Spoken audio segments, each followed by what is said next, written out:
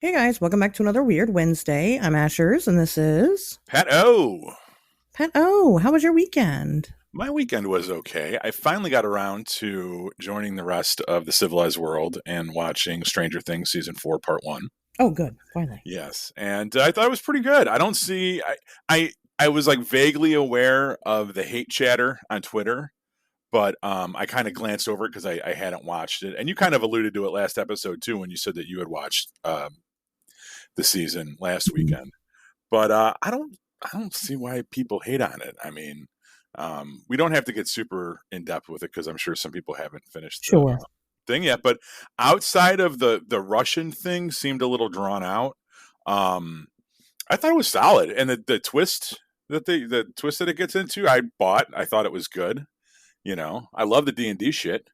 You know, um, I thought it was pretty good. That's like, I mean, the D&D stuff is like made for people like you, right? Is it? You're the audience there. Well, I mean, it's been a pretty. I mean, the first scene of the first episode of the first season is them playing Dungeons and Dragons, so it's been pretty consistent throughout. They actually Stranger Things did a tie-in with Dungeons and Dragons where the the campaign that they're playing in the show in that first season they made into a thing that you can play, and they made character sheets for all the individual characters uh, in Stranger Things, the characters that they play. So that's pretty neat. I ran that game a couple years ago when it first came out, and but yeah, I mean, I'm a D&D person, so I appreciate it. I'm a big. Obviously, they get into the Satanic Panic kind of, which is cool, Sure. because we've covered that in the show before. So Well, and for the time period, I don't think they can really ignore it, so yeah, that's good. yeah, But they did, heavily get into that, which I'm kind of surprised they didn't really do more of up until this point. So, what they would, it took them long enough. Um, yeah, I yeah. agree. The Russian stuff definitely does go on too long, and I really don't get I don't understand the point of it, but It feels to me so. So remember that scene where they go to visit they go to Utah, let me just put it like that.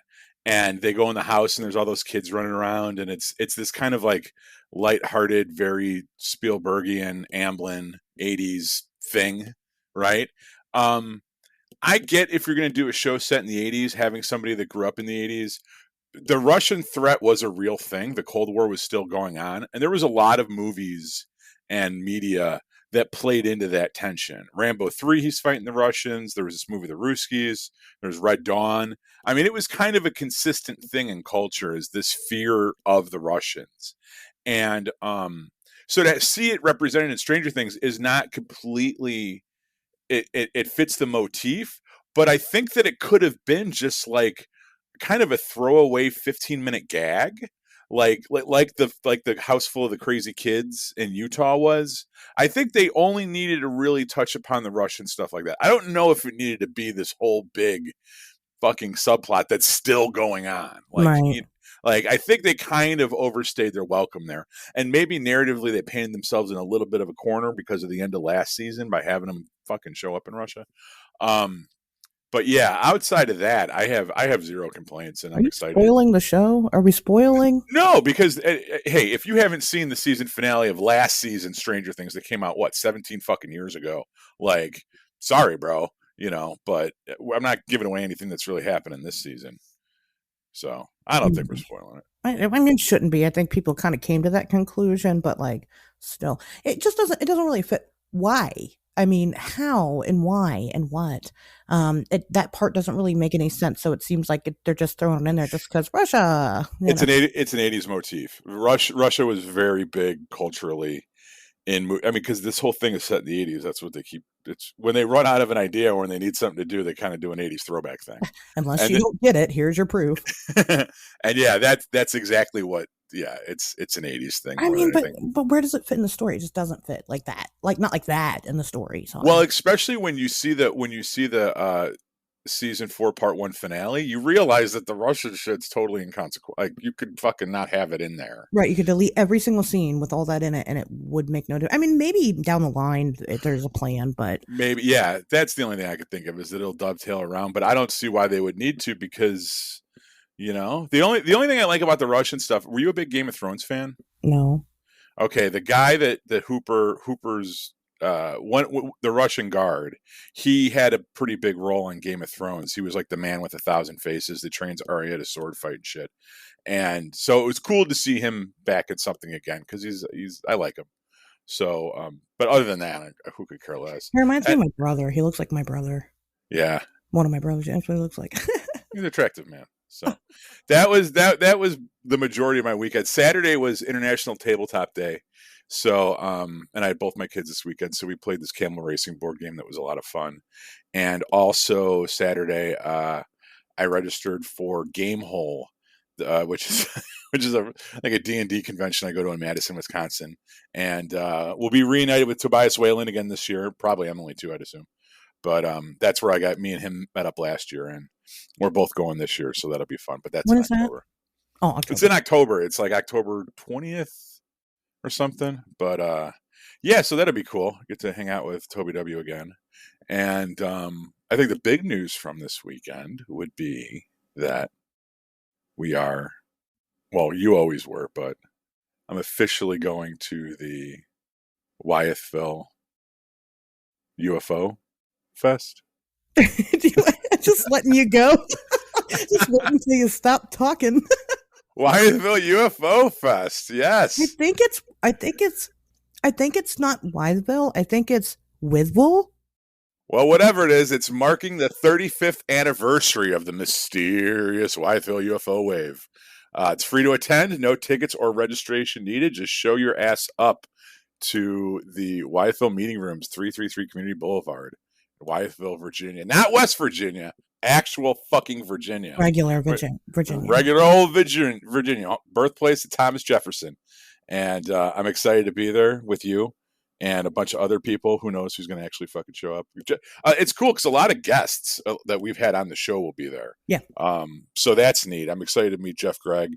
And who else? Someone else that we had on as a guest is going to be there too. I don't know. But ooh, I feel bad for just not knowing, but I should have written that down. But Daniel Thorndike from the Blue Room Insight, he's going to be there, not as a guest, but just as a patron, as a shower upper. And he's an actual patron to the podcast, I guess to me, yeah. So that's yeah. So we were actually going to play D&D Friday night, but I don't know if that's realistic. Hold on. Lee Jacobson from JacobsonLegalServices.com is calling me. Let me silence that. Sorry. Uh-oh. For all your legal needs in the state of Illinois, JacobsonLegalServices.com. So no, Daniel Thorndike, we were going to hook up with him and his podcast people Friday night and play some D&D, but I don't think we'll get in town early enough for that to happen. And plus, at that point, I'll be driving 10 hours, and I'll have no desire come drink with us. Does he live there? Is that why he's going? No, him and his wife and his other podcast cronies, they're going on Thursday, and then Friday they're doing something that's not too far from there that I think is like a Bigfoot thing. Oh. He told me because he's like, "Oh, you should come with us Friday." I'm not doing a stupid Daniel voice, sorry, but he was like, "Hey, you should come with us on Friday," and I was like, "No, we're not getting down until Friday." And then unfortunately, they're all leaving on Saturday. So after the convention, because they have to work Sunday morning. So what's the Bigfoot thing? I don't know. Daniel message us and let us know. But there's something that's not too far from there where they're getting in town Thursday, and then Friday they're doing like a quick day trip to something that's in the area. I got to look at what's in the area because we might, have a little bit of time on Sunday. So anyway, that's what's you might. You're hitchhiking home. Fucking, I'm leaving at fucking dawn. I'm chasing the sun west. Oh my god. We'll see. We'll see if we go to bed Saturday night. We'll see what happens. Yeah, right. It's gonna be interesting. You don't sleep during these. Well, you might. I don't know. But, anyway, we're doing. I don't sleep by going to cardiac arrest. There's a difference. Jesus Christ. This trip will be the death of Pato. Anyway, yes. So there's that. We're doing that this weekend. We are actually we're going to be there selling things. You can buy things if you want to, or just come say hi. That would be nice. But, yeah. If you're feeling generous, come buy stuff. And so we'll be doing that. I'm also I'm emceeing another event at the end of June in Williamsburg, Ohio on June 24th, the Mother Earth's Magical Masquerade Ball. It's a charity. Wow. It's a charity ball, and it's cryptid themed this year. So they decided to have myself, a cryptozoologist, as the master of ceremony. So that'll be very cool. You guys should come check it out. There's costume contests and people selling shit and drum circles and tarot readings and I mean all kinds of stuff. And it's all for charity. So I mean, there's that. There's a Facebook event group page. I'll post it for you guys to come check out. So that'll be cool. And it's 6 days before my birthday. So if you want to see me around my birthday time, that's going to be the place to do it. So there's this will be our birthday hang. Sorry. That's okay. This is how you get. This is the birthday time. That's fine. But yeah, so there's that. The new episode of Weird World came out over on, of course, the Patreon. Why aren't you subscribed? Why are you listening to this and you're not subscribed to the Patreon yet? I really don't understand it.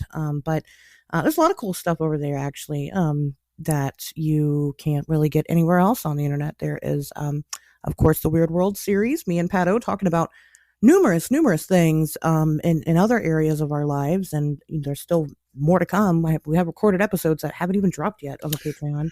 Speaking of which, can I make a request since I never got my phone call? Sure. Can you drop another podcast episode on Friday so I have something to listen to while I'm driving 4 hours to fucking see you? I'll think about it. Don't make me listen to other people's podcasts. Listen, I only want to listen to ours. Ultimately, it's up to fucking Frank California. I'll ask him, and if he wants it, then it will be. I mean, pretty consistently, there's been at least one episode of something every single week. Sure. From what I'm finding out from other people and their Patreons and their podcast Patreons, that's not typical. So I am pushing out a lot of content for you guys. And other things. I just posted one of the very first UFO cases that I had locally, a video that was sent to me. That was posted, and it's a damn good video. It is a remarkable video. I'm so glad you brought this up because it saves me the trouble doing it. I can't remember the last time I've seen a UFO video now, granted, it is at nighttime. You don't see like craft or people fucking flipping you off through the portholes or anything, but it is like whenever you see a UFO video and you think like, I don't know if this is real, like, couldn't they hold the camera still? Why is it so short? No, this is filmed very like you think that you would film a UFO. Like, it looks good. The camera is relatively still the whole time. It is at night, obviously, so you're not seeing super detail, but yeah, remarkable video. Great job. It is absolutely 1,000% an unidentified flying object. That's what it is. Oh yeah. And there's nothing to compare it to. That's worldly. So definitely check. There's another video on there that I posted that I also got right in my own neighborhood of a very strange flash of light that happened. It was caught on a Ring doorbell, and it actually it's at nighttime and turns the entire fucking scenery to daytime. It's crazy. It's the craziest shit ever. So, there's definitely things of interest, and this is just the beginning. The Patreon's not even a year old or a month old yet. So, I mean, lots of things to subscribe, and it's the beginning of the month. Yeah, this is the time to do it. You will not be ripped off. Yeah. Absolutely not. So, I mean, definitely go over there. And shout out to our other patrons, which I need to do better about shouting out, but I don't have the list in front of me. I don't want to exclude anybody, but they're good. We have only had one person subscribe to listen to the Lost episode, who only subscribed to listen to that episode and left. Everybody else that subscribed to listen to that episode are still there. Get out of here. Yeah. Who is that? You have their name. I'm not going to say who it is. I do have their name, but I'm not going to say who it is. Do you know who it is? I do. Was it a girl? I don't know. I don't know who it is, but I know who it is. But they subscribed just to listen to that episode. But they kind of sold themselves short because they didn't stay for the retrospective episode. So they didn't. I mean, so it's like, well, you should have stayed at least for the whole part of it. But okay, right. That's fine. Hey, you know what? We said that. If you guys want to subscribe just to listen to the Lost episode, that's how you're going to do it. For the 1 month, and that's on you. And if you decide to stay, great. And if not, hey, no hard feelings. It's fine. I got your $8 or whatever that month. It's cool. So it's all right. That's not bad. So anyway, yeah. So I think that's all the shilling that I have to do. We're doing a Clubhouse this Thursday. Clubhouse this Thursday. That's right. Clubhouse this Thursday, June 9th, about I feel kind of suckered into that. I feel kind of ripped off about this Clubhouse. I'm not going to lie. Because it's being advertised as being about the rake, and I'm really unhappy about that Why? because the rake isn't real. It's not real. The rake is Yeah, not real. I don't know what I'm supposed to talk about. I think I might just do a bunch of drugs and ramble. The rake isn't Yeah, real. Yeah, it's the same thing. it'll be like Christmas Eve for me. It'll be the night before I leave to go on this magical weekend. So I'll just be real excited and jazzed and happy to be there. Now the Yeah, advertisements for it have been fucking hilarious, but I thought it was supposed to be about pale crawlers, which is not the same thing as the rake. yeah, I thought because that's there are those videos of those things and they look like flying pants, right? And they're walking the Fresno like the pants videos. The Fresno Nightcrawlers, no, it's not the same thing. Then what the fuck? I This is a bait and switch. I got lured into some shit. I don't know what Greg's trying to pull. It's the pale crawlers, but people call it the rake because there's a creepy pasta about a humanoid creature or whatever, and it's gone fucking viral. And I mean, I'll go into more detail about it during the CryptoCasters thing, but like, creepypastas aren't real; they're made up stories on the internet. We can track the rake very well throughout internet history.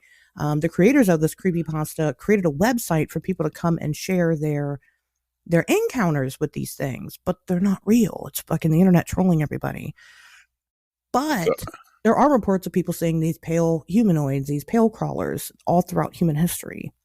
So people get them confused a lot, but they're not the same thing. I think I might just like pull up the Wikipedia page for like rakes as like lawn tools and You just read should. it and just read it and then like I mean, that's a good idea. there you go. I think you should do that. Yeah. But anyway, that's just Thursday, 9:30 Eastern, 8:30 Central, Right. 6:30 Pacific. California time, yeah. If wherever you're at, you should listen. If you're not on Clubhouse already, I don't, again, just same. That's even worse than the Patreon. Because Clubhouse it's is free. fucking free, right?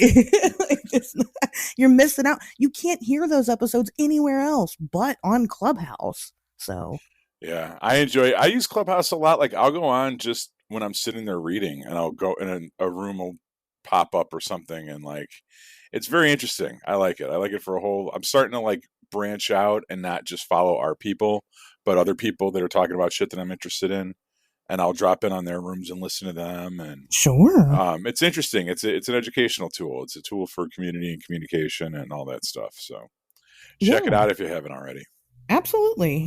So there's that. Anything else? Am I missing anything else?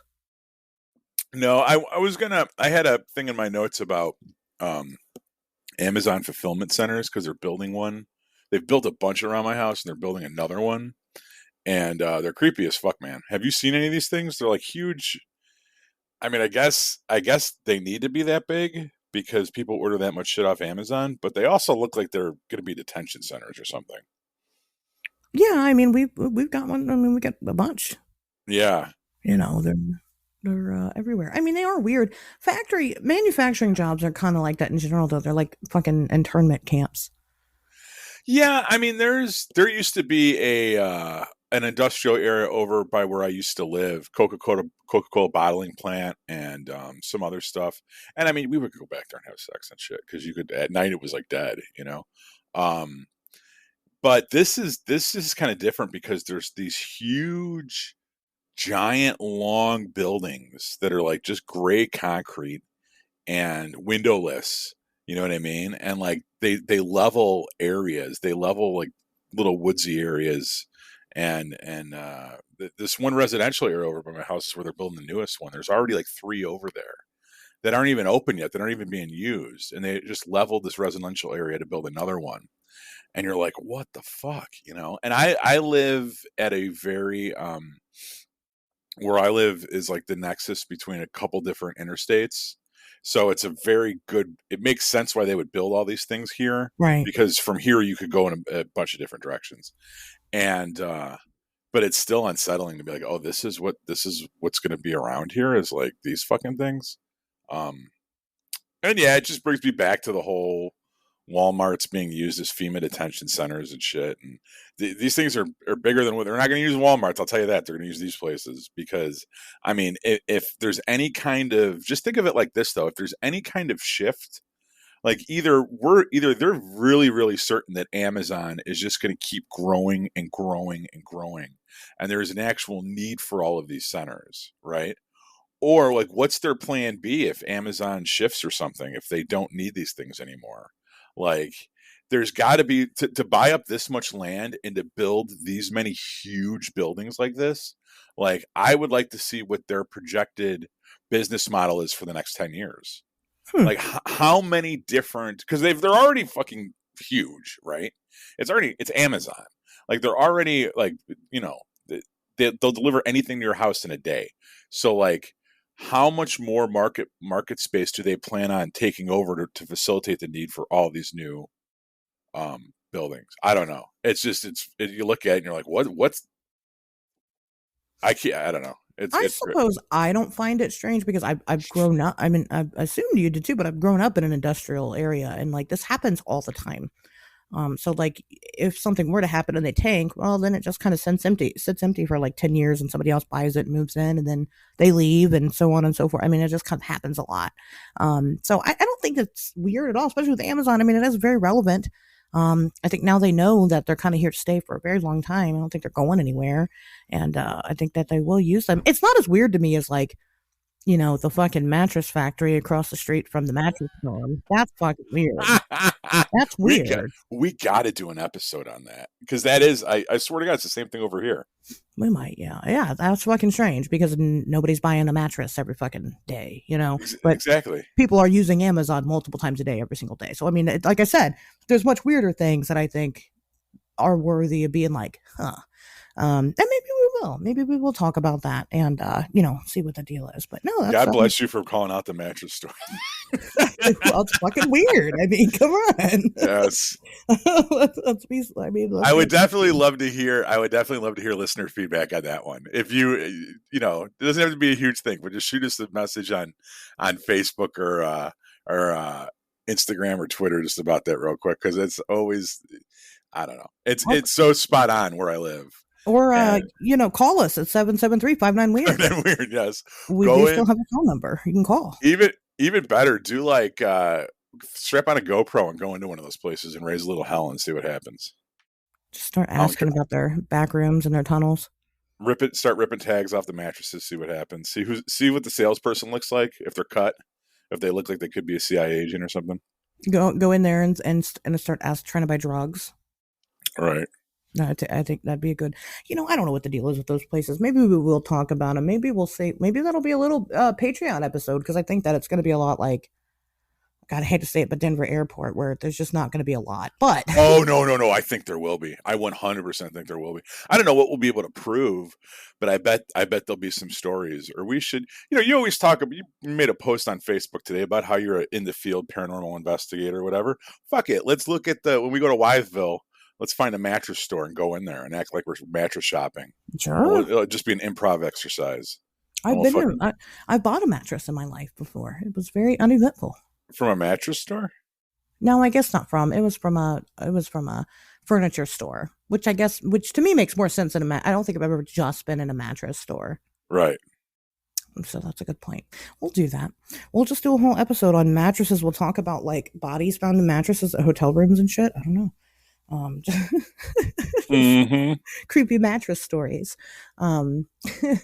Anyway, well, okay, I think that's a plan. You ever hire movers and they come to move your mattress and then they see all the fucking blood and period stains on it?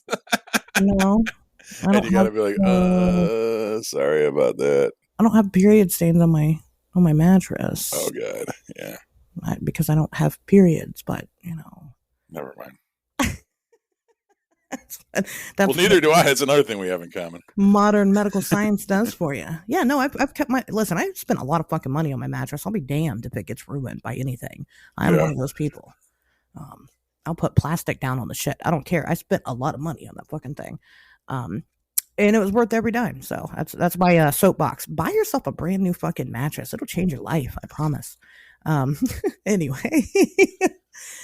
I don't really have any news for the week. I mean, I'm sure you guys have seen some of my things that I posted on social media. I posted the alleged Bigfoot photos, and I think that those are fake or something.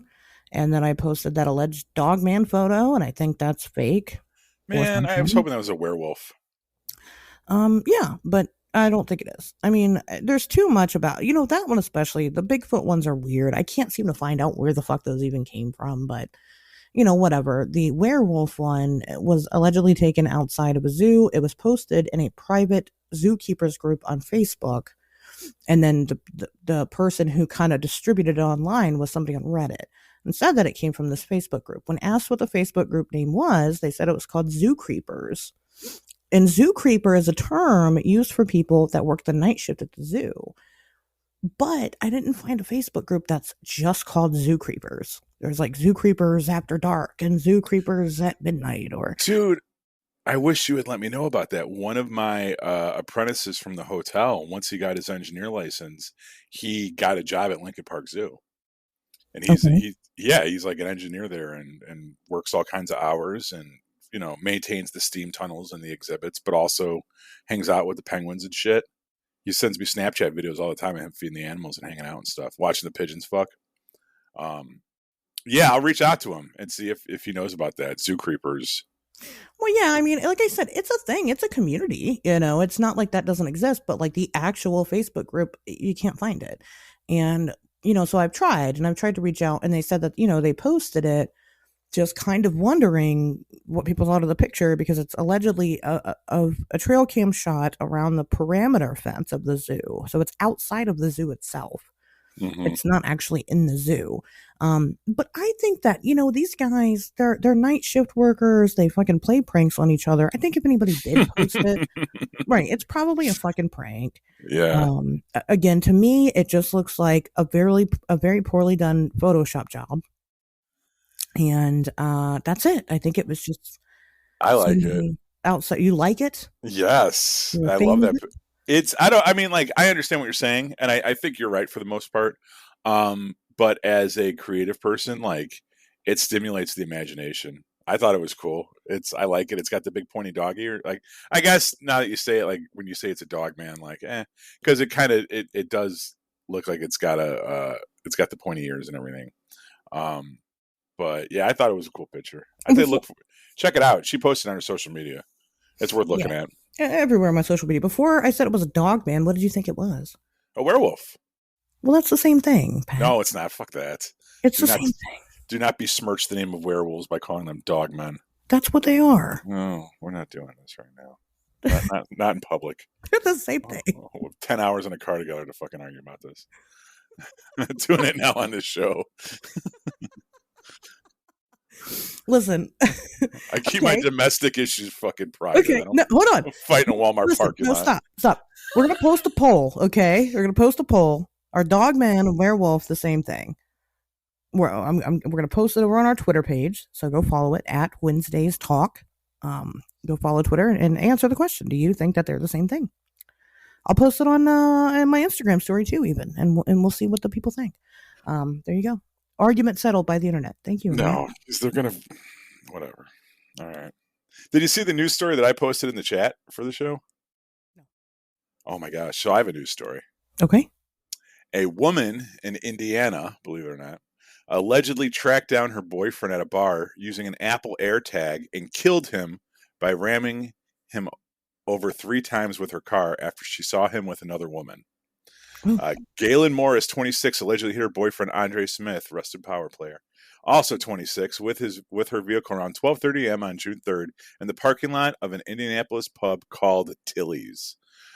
Officers arrived and located Mr. Smith laying on the ground underneath the vehicle. Indianapolis Metropolitan Police Department said in the news release, it appears he was struck by the vehicle.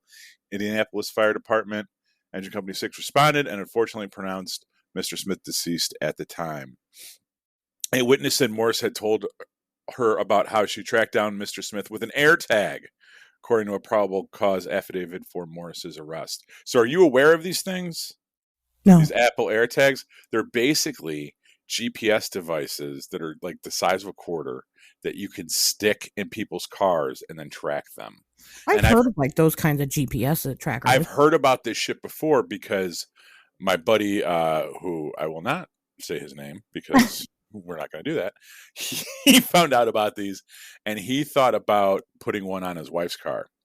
And I said, no, I didn't think that that was ethical. I thought, well, we're going to start tracking people, right? And then you start tracking her, and she starts tracking you. And then she says that she's going to place A, but you see that she goes to place B, and now you're starting things that mean something. Like, no, just don't do that shit. You know what I mean? Either you trust your partner or you don't. And if you just because you trust them doesn't mean that they're never going to lie to you. You know what I mean? Or they're never going to fucking lie, I guess. I don't know. I don't think that it's good business. And I'll take it a step further. I know of people that use these with their kids. And having been a shithead teenager myself, I also don't think that that's good because I don't think you should. I don't believe in surveillance in general. I think you should just fucking surveil family members. You know what I mean? And this shit caught up with him, and now this motherfucker's dead. You know? So, like I said, rest in power, Andre Smith. Go look up this story because the picture they used for Andre Smith is he's a man after my own heart. Let me just put it like that. Oh, God. And I do feel bad for him. And that she ran over him 3 times. 3 times because she tracked him to this fucking bar. And maybe he was up to no good, or maybe he was just there for fucking bingo night. I don't know. It says he was there with the article says he was there with a woman. Well, there's lots of girls at the bar. It doesn't mean he was there with her. He was probably there with her. I mean, did you see the picture of him? No. I'm sure he was very popular with the ladies. I'm just saying, if your relationship is that bad that you have to track that person, then you shouldn't be in that relationship any longer. Amen. I completely agree. On the flip side of that, if your relationship is that bad that you are sneaking around and cheating on your partner, you should not be in that relationship anymore. I agree as well. Both of those statements I will stick by. I'm not going to condone murder, though I've been cheated on, and I completely understand wanting to. But I also, I'm not going to condone cheating because both are wrong. Not equal, but both are wrong. And so there's that. I think it's a good thing for kids, but I think that you, as a parent, have to not get carried away with that. And I think that the only reason for that is because we don't live in the same times that we used to. Well, it's the getting carried away part that I'm afraid of, and that's what when I voiced my concerns to my friend who thought about doing it with his wife. I was like, think about how that could turn into this obsession, a very unhealthy obsession about what she's doing. Right. And the thing is, every time you look at that, she's probably going to be right where she fucking says she is. Right. So, but but that doesn't mean you're going to stop looking at it. It could very easily turn into this obsession thing where you obsess over trying to catch her doing something to justify your own paranoia in the first place. And I think that it's just, look, none of us are perfect. All of us have negative habits, have negative aspects to our personality. And they just exist within us. And it's our choice whether or not to feed them. Okay, things like jealousy, suspicion, mistrust. These are things that are all innate to us. We just have about ourselves. We don't need to feed these demons. All right, tying into this show. I don't think that it's healthy. And I think that if you acknowledge that, you just learn to leave it alone and you realize it's not necessary.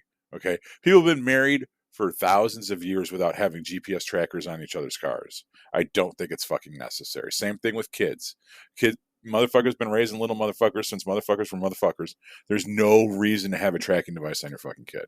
I mean, 50 years ago, Pat, there weren't fucking 3 shootings a day. So, I mean, a school shooting is not going to fucking be stopped by a GPS tracker. It's not, but being informed about what your child could potentially be doing and what kind of person they are could stop your child from becoming a school shooter. Well, okay, I see what you're saying. You're worried about them being the shooter, not the shootee. Right. Because if they're shot, and you're tracking their cell phone, that cell phone ain't moving. It ain't telling you fucking nothing you don't already know. So I would, but at the same time too, aren't there more effective ways to judge whether or not your kid's a fucking psychopath than having a fucking tracker on their phone? If you got a fucking tracker on their car and they're at the gun store and you fucking have no idea that they were even thinking about purchasing a gun, I think that might warrant a conversation with that child.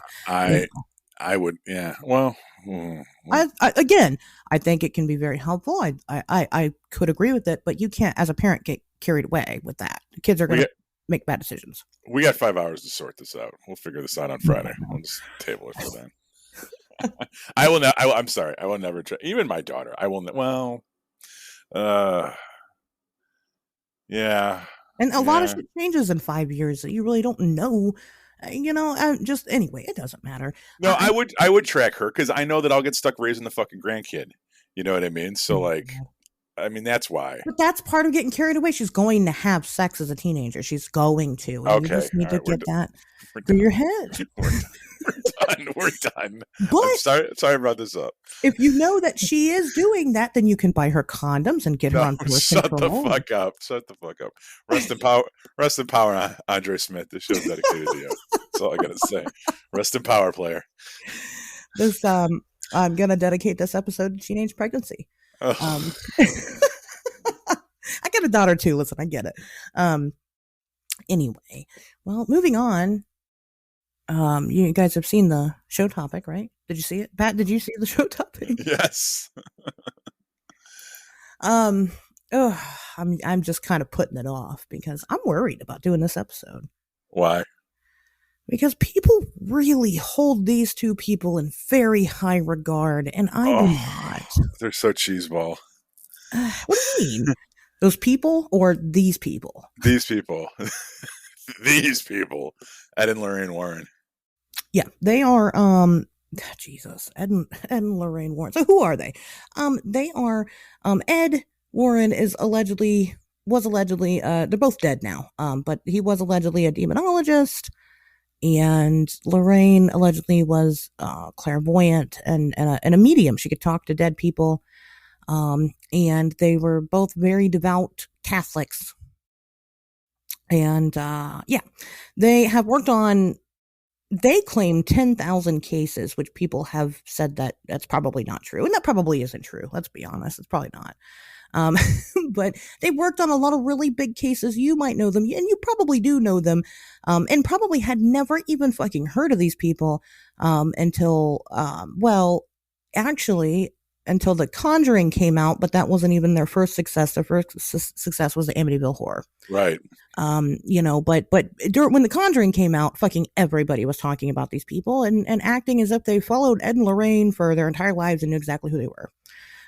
No, you didn't. You're just edgy and you want to be a part of something. That's fine. Ooh, You can get do them. that. But And you call werewolves dogmen too, don't you, motherfuckers? Let's talk about the edgelords. Whatever. And we're gonna don't worry, we're gonna talk about werewolves with Ed and Lorraine. So obviously, clearly, my opinion of them is not very high, and there's a lot of good reason for that. This is not a Warren praise episode. If that's what you're looking for, you've come to the wrong spot. This is very much a they were probably scammers and con artists episode. I don't even think they were that. I'm not going to say that. What I am going to say is that they did a lot of showboating and were likely just celebrity. They kind of just got caught up in the celebrity of things. And I think that's what happened here. So let's start to where they kind of became really big and famous. And let's talk about the Amityville Horror. Pat, what did you know about the Amityville Horror? I had seen the movie growing up and didn't really care that much about it. I never saw the remake with Ryan Reynolds. I was familiar, not to jump around. I knew them from the Conjuring stuff when that came out, but even then, I mean, I liked Patrick Wilson as an actor. He's been in a lot of cool stuff, but that was the only reason I kind of paid attention to them. And I haven't even seen. It was crazy, like when doing research for the show, and you realize all the movies that are based on their stuff, and I'm like, oh, I skipped like 2/3 of these. You know what I mean? So, Yeah. and Amityville is one of them. Like I remember the franchise. Growing up in the 80s, seeing the shit at the video store, but I wasn't enthralled by it. Ghost stories in general never did much for me. Same. I'm going to say that. I like a good monster. Yeah. Yeah. I love horror movies, but monster movie, body horror, slashers. I don't care about paranormal movies because mostly don't believe in ghosts that way, and I fucking don't. I'm not scared of them. Like, Right. Yeah. Same that's here. And it never rang true to me, but for some reason, they're werewolves. goofy. Yeah. You Yeah. know, and but they're not goofy in a fun way. They're goofy in like, well, this is fucking boring, you know. And so I same, but I was very familiar with the Amityville case because of the controversy surrounding the real life story. So what happened was, God damn it, I'm stupid. I didn't write any dates. You know what? Who cares? You guys have heard this case, but I'll tell you, Ronald DeFeo Jr. He murdered his entire family of 6, and then he went to prison for it. He said that he did it because he heard voices talking to him, and that's why he killed the family.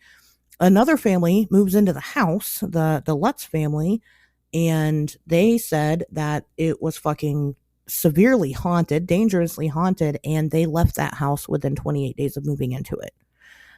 So that is the, that's the gist of what happened there. But, you know, there was a night that they had, they call it a psychic sleepover or some shit like that, where they had all these people come into this house and investigate because the story got major. It got picked up with the news real big. First of all, because the murder case was a huge deal. You know, it rocked this little tiny town in Amityville. What is it, New York? I think it's in fucking New York. And people were talking about it. And then this family comes in and says this place is really haunted. And then all these people from around the world were coming to check out the house. And there's a very famous picture that they had taken that night with the slumber party that they had of what is allegedly a little ghost boy that they say is one of the children that was murdered. Yeah. And you've seen it, I'm sure. People. Yeah. It's very famous, and things kind of got interesting, kind of as the world turned. So the Warrens got heavily involved in this because that's kind of what they did, right? And the Lutz family, it was weird. As soon as this stuff started happening, some of the claims that they made was obviously, the doors, being ripped open and windows being, flung open, and green slime being found all over the house, and the wife levitating off the bed, and the wife apparently like morphed in front of her husband into like a very old woman almost instantaneously, and shadow people. And at one point a big demon face appeared and scared them, and they all left. The pig demon. Yeah. And one of the big claims was that a priest had come in because they bought the house knowing that there was a murder that took place there, and a priest came in and he was like burned or something and like told to get out. He had like blisters on his hand or something, and he did. He left. So lots of big claims here that were happening. And the Lutz family were instantly trying to find somebody to help them write a book about it right away. Mm-hmm. As soon as they left, they wanted to find somebody to help them write a book. And, the Lutz family went off and contacted, as a matter of fact, they got into contact with Mr. DeFeo's lawyer and said, hey, we know that he's not lying about hearing voices, and we think that he killed his family because of these demons in this house that the Warrens have told us are demons. And, we want to help him get free and like tell his story, and, have you help us and tell our story. And the lawyer was like, okay, let's do this. But I want my portion of this story to go towards Ronnie DeFeo. And they were like, oh no, not at all. Nope. And then they dropped the case. So then they went on to meet up with somebody else. I don't remember who it was, and talked to him about writing a book, and they wrote a book. And, again, this was kind of all done in conjecture, working alongside the Warrens to do it. A lot of inconsistencies appeared in this book, like the fact that, like the priest story, it's hard to kind of find out the truth of it, but there's a guy who says that he's the priest being mentioned. He never actually came to the house. They contacted him about it, and then he never actually went. And then there's another version that says that he did go, but nothing unusual happened. He blessed the house, he walked out, that was it. Mm-hmm. There's a claim that the house was built on some type of Native American burial ground, and the Native Americans were like, fuck you, no, you're not blaming this on us. That never happened. Just straight up, they were like, we would, that doesn't even, that's not even in line with our culture. It doesn't even make any sense. And there was never a burial ground there. So fuck you. Mm. So there was that. There was like a weird claim, like an investigator had gone out of their way and found out that like they'd claimed to have found like this cloven footprint or something in the snow, and it was on a very particular day. And then the investigator went back and like looked at the weather, and there was no snow on the day that they said they found this footprint. So like that didn't make any sense. The lawyer, DeFeo's lawyer, eventually did come out and said, yes, George Lutz did approach me. And as a matter of fact, we made it up. We all sat down and drank and made it up and talked about how it could be credible for them and make them a lot of money, and also be credible for me and help me win my case, because I could argue that this was demonic possession or something with my, client. DeFeo later came out and admitted that he lied, that he had never heard voices, that he just said that because he was going for an insanity plea. Sure. And eventually, actually, there's been another investigation opened up about it, and some other guy wrote a book talking about how in the original DeFeo murder case that it was more than just one person. And DeFeo actually was saying that his sister was also involved in this murder, but he ended up killing her after she helped kill the entire family. And that was kind of more the mystery. And in his book, he had actually picked apart the Amityville horror portion of it, got sued by the Lutzes, and they lost. The Lutzes lost in a court of law. They were trying to do a defamation lawsuit or something, but they lost. So pretty much the point of that is that this entire case seems to be complete bullshit. Pat, what do you think about that? Yeah, I'm kind of with you in the same camp that I don't believe in ghosts or like this stuff. And when you go through, I mean, as far as specific cases, like I watched, let me tell you, like, put it like this. If you want to research Ed and Lorraine Warren, don't read anything. Just go on YouTube and watch YouTube videos, because there's so much shit. There's like a dozen different top 10 Ed and Lorraine Warren story YouTube videos that you can just sit there and watch. And, so I'm familiar with the heavy hitters, but if you ask me like the specifics right now, I probably couldn't do it. But I will say, like, overall, just like, I don't like the demonologist thing. I think that's really schmaltzy. And honestly, like, I don't, it doesn't jive. And maybe this is going to make me sound narrow-minded, but this doesn't jive with my perception of spirituality and religion. And I think that's why I have the biggest problem with it, because none of this rings true to me.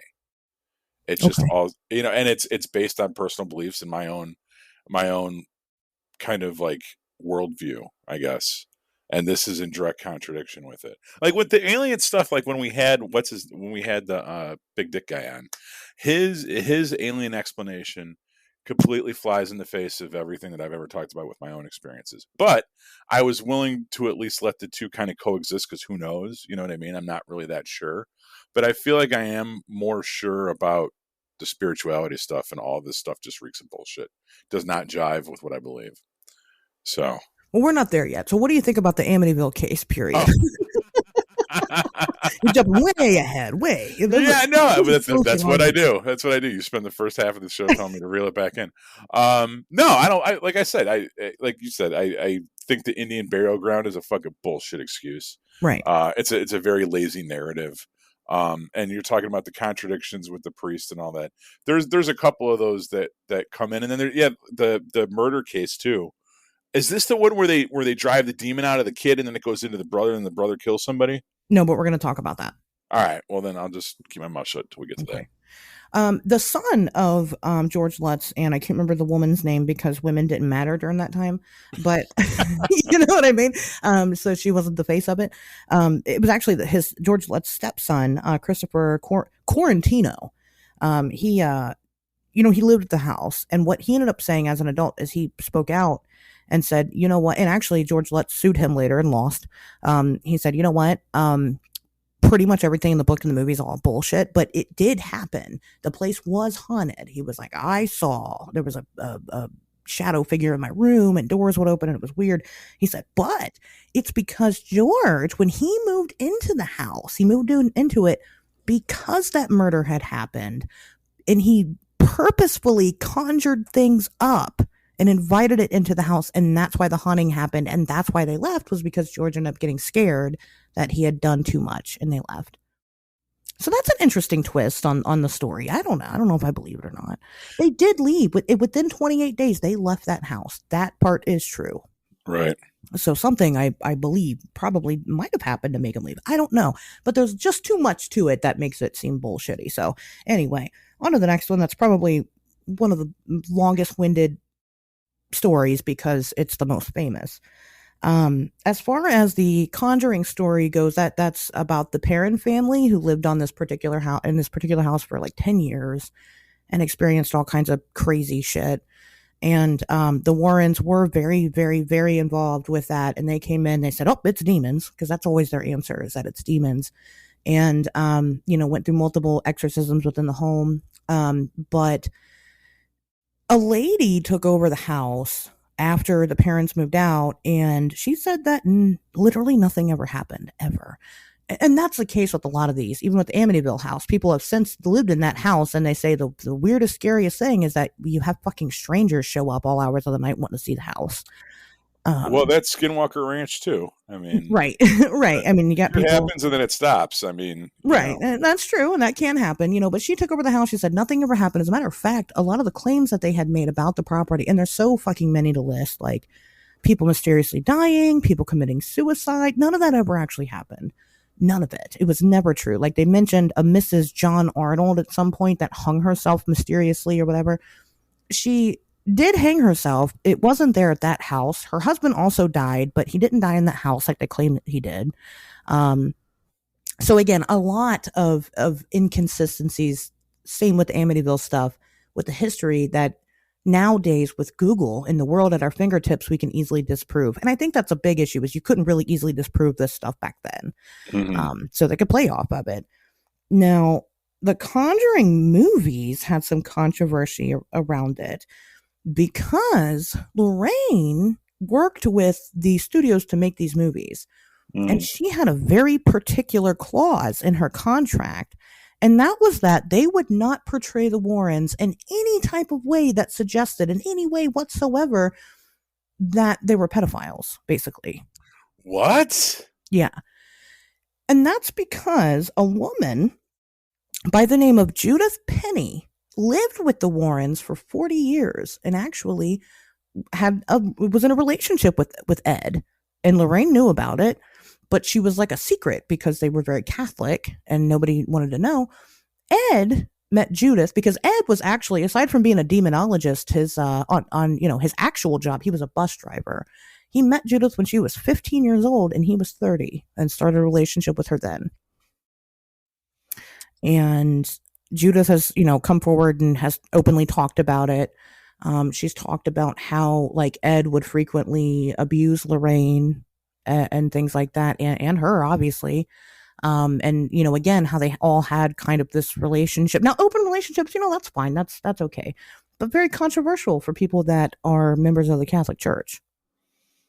Yeah, I mean, I'm consider myself a Catholic, and polyamory has never really worked out for me. So, if you want to be honest, but I don't know. Is it a pedophile if she's 15? Yeah. No, it's not. Yeah. Not 7. Oh my God, Pat, you're gonna fucking get us canceled. I'm gonna tell you right now, Pato, if she's under 18, you're a pet. That's even 18 is too fucking young to be with 30-year-old. I agree. I was testing you and you passed. Congratulations. Oh my God. You're gonna get us beat up at the UFO festival. You're gonna get beat up at the UFO festival. Come at me, bro. We'll beat you up I'm gonna get my dog men.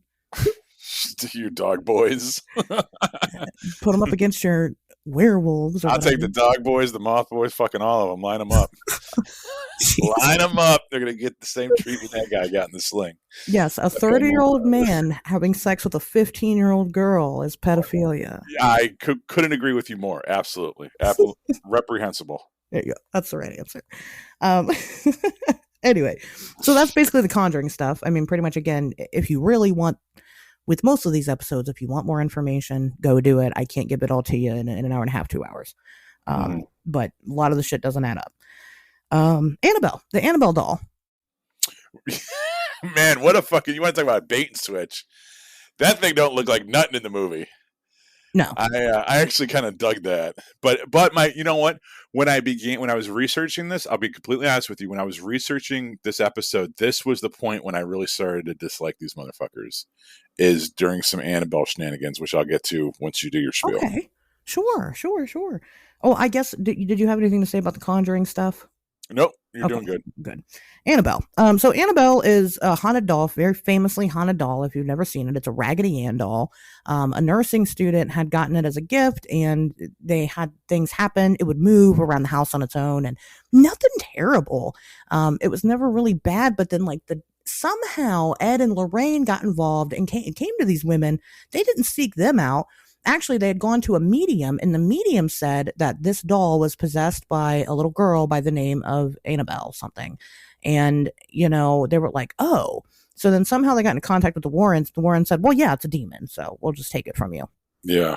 Took this doll and locked it up into a case, which happens, you know, again, now it's a very famous image of this Raggedy Ann doll behind this case that you're not allowed to touch.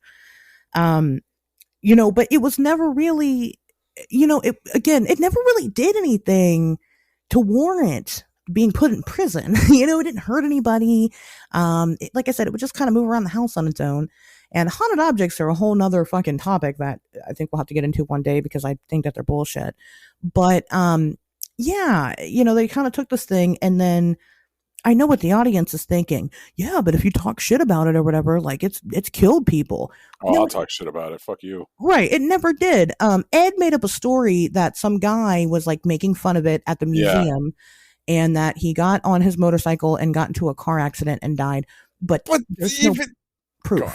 There's no even proof that happened. even if that did happen, even if that happened exactly like he says it did, that doesn't mean shit. Think about it statistically. How many people walk through that fucking museum every day? How many people sat there and go, oh, this is fucking stupid? Because if you look at it, the doll doesn't look like anything in the movie. If No. you're thinking about the Hollywood version of Annabelle, and you and I could talk about as horror movie aficionados which version we would have actually liked to see. I think it'd be dope as fuck to do the movie with what the thing actually looks like. Yeah, I think that would be scarier, right? If you know anything about fucking psychology. But like, don't think about the thing that you saw in the movie. When you see what this thing actually looks like, it's ridiculous. And of course, you're going to laugh at it. I guarantee you, everyone that walked through that fucking museum looked at that thing. And there's at least 2-3 people in every group that came through that laughed. Okay. Over the years, statistically speaking, one of them, especially a motorcycle driver, is going to get in a car accident and die. Right. Like, that don't mean shit, man. If you do the numbers, how many, like, somebody leaving Great America is probably, or Six Flags or whatever, you know what I mean? Like, it's going to happen. Right. They rode that one roller coaster and then they died afterwards. Obviously, it's cursed. Yes. No. Come on. You know, that's you're fucking leaving home from, you know, fucking Papa John's with your pizza. Papa John's stuffed crust is cursed, you know? Right. Yeah, exactly. You know, you could relate that to anything. But either way, like, how would Ed know? Like, who would, like, did the ghost of this guy come back and go, I'm sorry, I made fun of your doll. It killed me. I mean, is that, which you know what? I wouldn't put it past Ed Warren to make that fucking claim, to be honest with you. But you know, it just, that story doesn't even make any sense. It sounds like a way to sell fucking admission to a museum to come see this fucking uneventful Raggedy Ann doll. Yeah. You know, and that's what then one of the, so like I said, when I was researching this, one of the videos that, I came across was about this. And there was footage of these two fucking knuckleheads that run the museum now. And they were going to move the thing. And when you move Annabelle, like, it's this, you got to put on these like radioactive gloves. Why? You know what I mean? Like, because she can't touch your skin.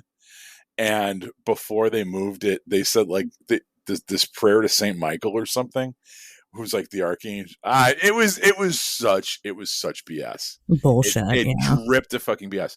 And this whole this like cosmology that people come up with angels and demons and stuff. You're like, I'm not saying it's all bullshit, but like, I've read those like the Goetia, and like when people try to come up with explanations and names for like all these different angels and like their different hierarchies and all this stuff, none of that shit's in the fucking Bible. This is people just making shit up. People that were like making shit up in like the 700s. Like, it's not, it's just the most goofy, like apocryphal bullshit that's for some reason some people latch onto.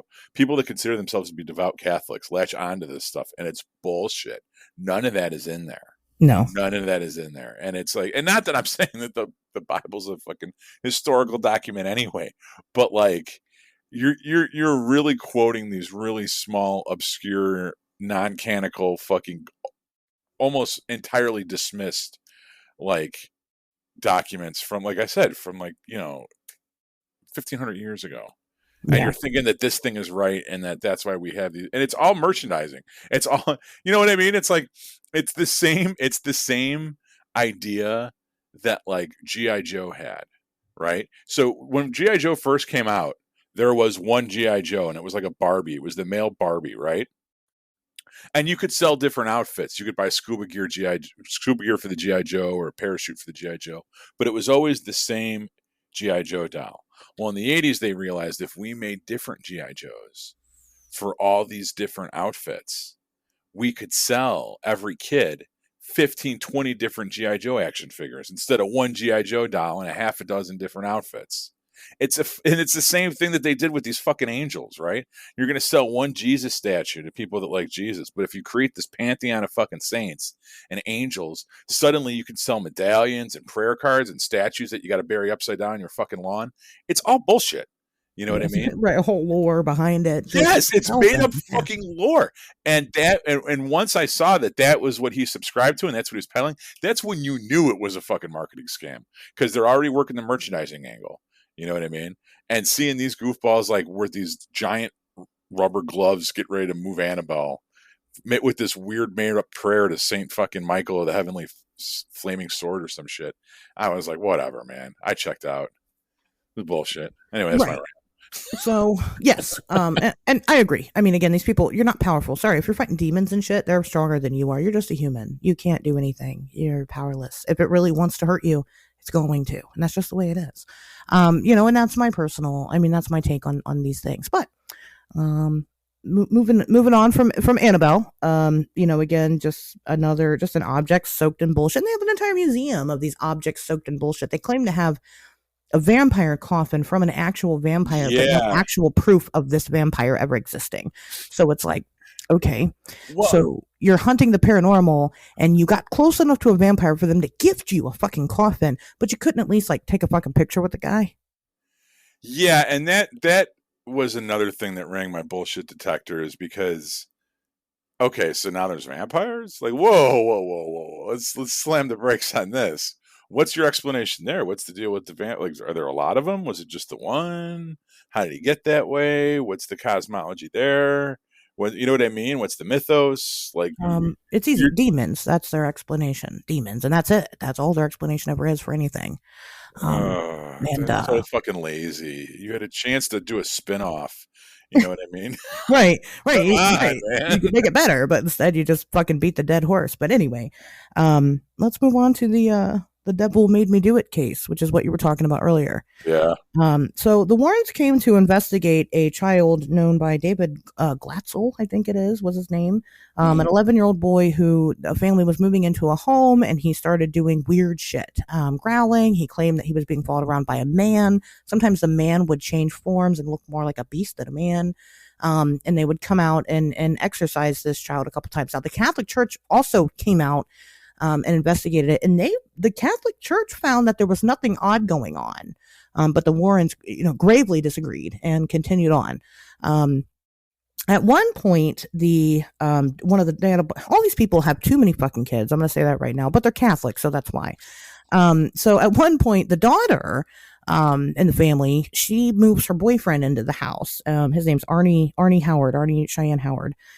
And during hold on. Cohabitation before marriage goes against Catholicism too. I'm just throwing that out there. Well, she was scared. Okay. So, all right. I mean, I guess you can overrule God when you're scared. And anyway, so he moves into the house, and at one point during one of these exorcisms, he had actually invited the demons from David's body into his soul. Oh yeah, that's right. I didn't mention this. According to the Warrens, David was not just possessed by one demon, not two, not three, not four, not 10. He was possessed by 43 different demons inside this 11-year-old boy's body. And so Arnie, you felt bad for the boy because he's, having a terrible time because exorcisms are fucking awful. Let me tell you this right now. You know how many people fucking die from exorcisms? It's horrible. And we kind of talked about him a little bit in our possession episode. But yeah, so he invited the demons in his body, and the Warrens were like, you can't do that. So a couple of years passed, and David's not possessed anymore. And then Arnie starts doing weird shit and starts being weird and starts acting strangely. And one day he randomly fucking stabs some guy to death. He started growling at this person and then stabs him to death, and then just kind of disassociates and walks out in the woods somewhere and claims he doesn't remember murdering this person. Arnie ended up going to prison for 5 years. He got out. He married that lady, the sister, and they lived happily ever after. Now, the sister and Arnie have maintained that this actually happened, that he was demon possessed, and that's why he killed this person. As a matter of fact, in court, that's the argument that they use. That's why they call it the devil made me do it case. Right, yeah. They were using demon possession, which is really the first time that this has ever really happened, and to this degree. And they could back it up. They could prove it because they had the warrants that they could prove it with, which, of course, the judge was like, no, he's just fucking crazy, but we'll give him 5 years in prison. David and his other brother, Carl, grew up to sue the Warrens, saying that David's just mentally ill, and that the Warrens exploited this. As a matter of fact, they said that their childhood was a living hell because of this, and that the Warrens had convinced the family to go along with this story because it would make them, quote, make you millionaires. Yeah. So they openly admitted that they were doing it for money, to the parents. So then, like I said, they did go on to sue the Warrens, and they won. Wow. Won. So see that they didn't mention that in any of the videos I watched because the videos were very pro Warren. That's interesting. Most of them are. That's the problem. Yeah. Is that most of them are. But yeah, so they went on, and that's that case. That is The Conjuring 3 apparently is based off of that story, or whatever portrays that story. So there's that. Let's talk about the werewolf demon, because we were kind of just talking about vampires. Allegedly, so the Warrens wrote a book called Werewolf. It's about a man named Bill Ramsey who would physically turn into a fucking werewolf, and they exorcised him to the point to where they got the werewolf out of him. They claim that not only did they watch him transform into a werewolf, but they have even recorded it. They had it on video of him transforming into a werewolf. That video has never surfaced. Insane. So you're going to tell me that you fucking have a video of somebody turning into a werewolf and you're not going to show it to anybody? Why? Why wouldn't you? That's proof right there, right? Isn't that proof? Right. Why wouldn't you present that? And it's never been. Other videos have resurfaced from the Warrens since they've passed that they refuse to show anybody else. This one has never. So I guess it's just lost. The most important piece of fucking paranormal evidence in the entire world, and it's just gone. Well, why at the time? Why would you even hold on to it? Why wouldn't you get it to the press or get it to whatever? Right. You know what I mean? Look, we're not crazy. We're actually doing something important here. That's because it never existed. And as a matter of fact, this person, Bill Ramsey, probably never existed either. Yeah. There's no proof that he's out there. He's never come out and said, yeah, that was me, and I used to be a werewolf, and now I'm not. So there's that. That's a short one. We'll get into the The Haunting in Connecticut, probably the most damning evidence against the Warrens that exists. So this is another film. You can watch it. Allegedly, a family moved into an old funeral home, and demonic possessions ensue and all kinds of shit. And the Warrens investigate it heavily. But at that time, so the Warrens, whenever they come out with these books, they wrote books, but a lot of the times with these big cases, they would get someone else in to write the book for them, which is interesting. But the person they happen to hire for this particular book, Ray Garton, he is a horror writer. That's what he does. He writes horror fiction. And Ray came and he was interviewing the family members, and he was getting really frustrated because none of their stories added up. They were all very inconsistent. And when he went to Ed and he was like, I'm getting kind of agitated because I'm trying to write this book for you guys, and these people can't keep their story straight. And Ed just casually said to him, and I quote, "Oh, they're crazy." He said, "You've got some of the story, just use what works and make the rest of it up. Just make it up and make it scary." And Ray said, "Okay," and that's what I did.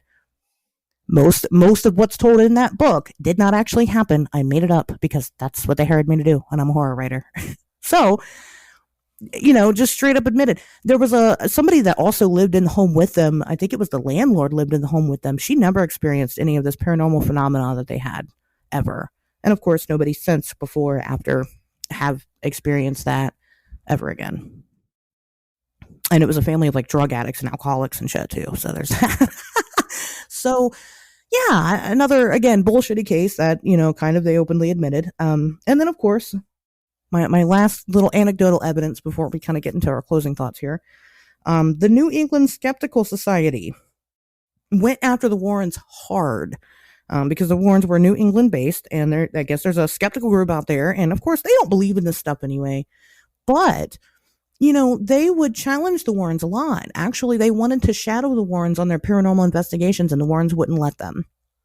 They would ask for pieces of evidence for them to review, and again, the Warrens would not let them do that. And, they just refused to work with them. Now, the Skeptical Society wants to believe in this stuff. They want a reason to, but they're doing it in a scientific way.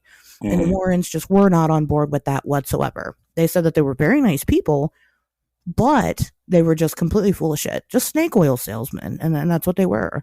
Just selling a story because that's what sold. And they did make a lot of money off of a lot of things,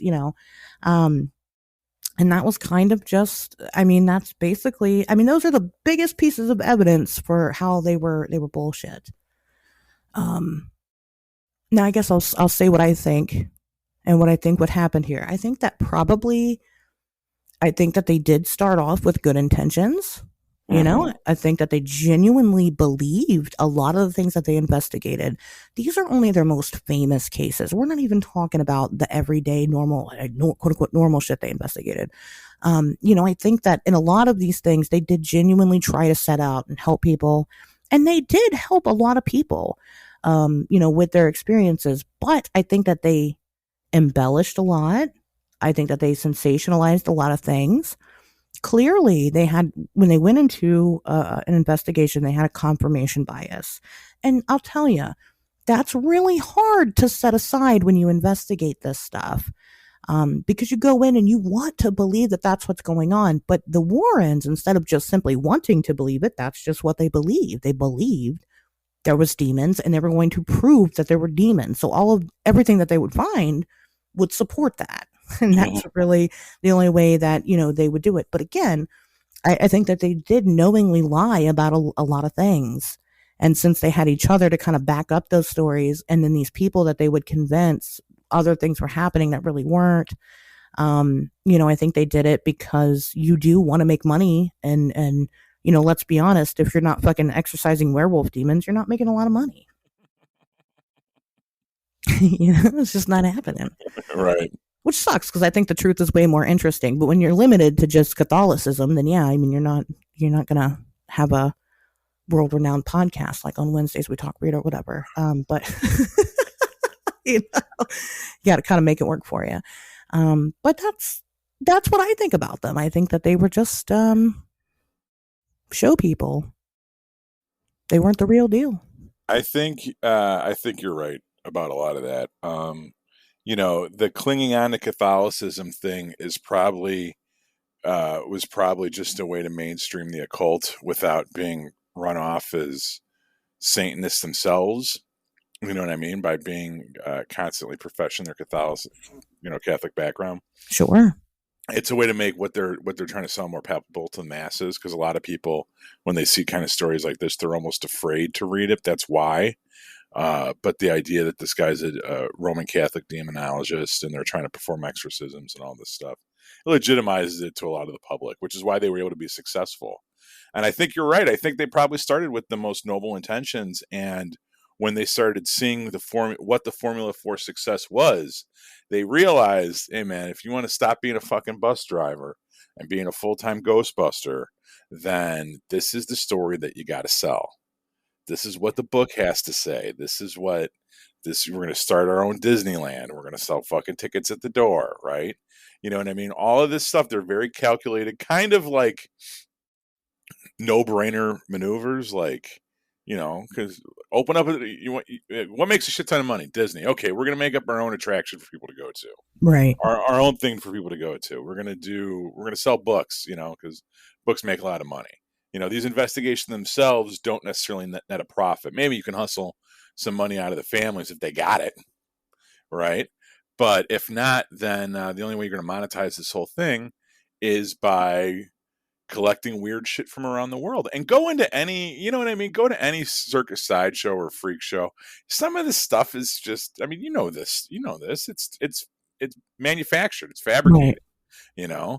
It's someone sewed a monkey on a fish's fucking body and they call it the monkey fish.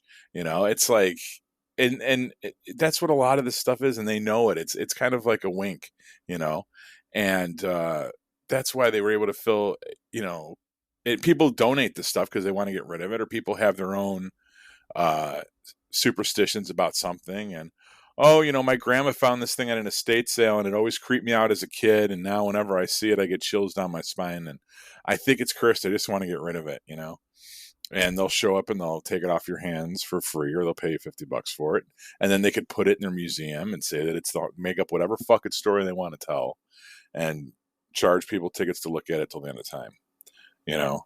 So yeah, I agree with that wholeheartedly. I mean, I think that it's how many haunted objects I own that people give me and nothing ever happens. Oh, I had a ex that collected them, and nothing happens. I fucked in front of haunted dolls most of my adult life, and I'm still walking and talking. I don't know. Right. I mean, it's pretty. And again, and I've been to these fucking haunted places. I'm not saying hauntings are fake. I will never say that. Oh, I will. I think hauntings are very real. I've been to places and odd things have happened, but it's not ghosts. It's energy or whatever. Right. It's not ghosts. It's not demons. It's not, dead people. It's something else. I don't know what it is, but it's something else. I don't believe in demons. I will fucking go up to the Annabelle doll and dry hump its fucking face. I'm not afraid. And I'll take a Snapchat of it. I'll open up a whole OnlyFans. Asher's goes around the world dry humping various haunted objects. That's gonna be the premise. I will gladly do it. If you guys want to pay for it, please. I will take the trip there. Where is that museum at? I think it's in Connecticut. I'm almost positive it's in Connecticut. Yeah, somewhere in New England. I don't even fucking know. I've got no interest in going because it's bullshit. I've seen enough people go and taunt this fucking doll, and they're still alive. Yeah, I mean, you just go look it up on the internet. It's there. It's on YouTube. So I'm not afraid of these things because I think that they're bullshit and I think that they're not real. We see that a lot now in this community all the time. There's so many even podcasters who their show is just completely fucking fabricated. They just write, they'll be like, oh, somebody's sending their encounter to me. And they'll read off this encounter and nobody fucking sent that encounter in. You wrote that shit. That's the way you wrote that shit because you've got a show to sell because you're trying to make this your livelihood. And I get that. Why don't I share encounters every single week? Because my stories are real. Well, I don't know if they're, I can't say that they're real, but they come from actual people at minimum. I don't write them, and so, I know, again, as somebody that does this, I'm not getting I get stories, but I'm not getting flooded with things that I actually think are legitimate all the time. And I'm sharing constantly because I think that, again, people lie. That's just the basis of it. For whatever reason, for their 15 minutes of fame, they lie to have their show take off. They lie. It's like an equivalent to what the Warrens were then that we have now. A big equivalent would be fucking Zach Baggins. Oh, that's the Ghost Hunter guys? Yeah. It reminded me, it made me think, how much paranormal activity do you think is legitimately just attributed to mental illness? And, or religious activity over this, over the fucking millennia. Right. Like, where that person was just crazy. And of course they said crazy shit.